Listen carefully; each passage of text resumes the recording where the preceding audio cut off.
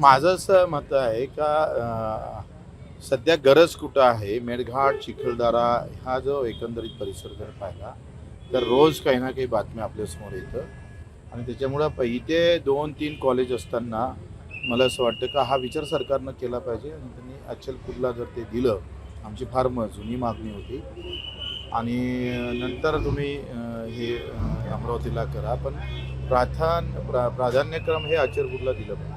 अजून शपथही घेतली नाही म्हणजे तुमचं कसं आहे का भाऊ नवरी घरी आल्याबरोबर लगेच पुरणपोळी दिली पाहिजे.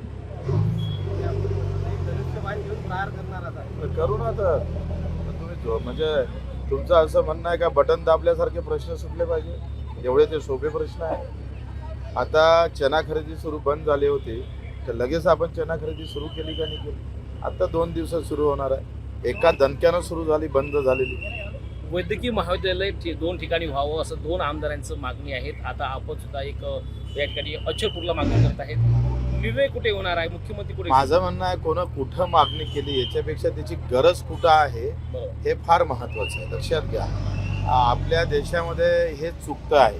जसं एस टी महामंडळातला ड्रायव्हर त्याला 10,000 15,000 काम करावं लागतं. एसीमध्ये कलेक्टरसोबत असणाऱ्या चालकाला 70,000 रुपये 50-60,000 रुपये पगार भेटतं. तर सगळ्यात कष्ट कोणाचे जास्त आहे?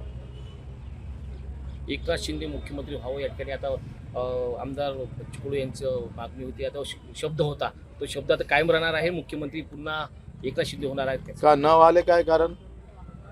काय क्षमता नाही, ताकद नाही, ती मजबूती नाही आहे.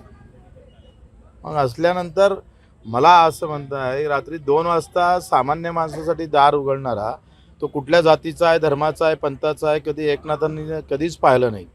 आणि म्हणून भगवा झेंडा जरी असला तरी तो सगळ्यांना सन्मान देणारा आहे आणि त्या ताकदीचे माणसं खऱ्या अर्थानं राज्यात असणं गरजेचं आहे.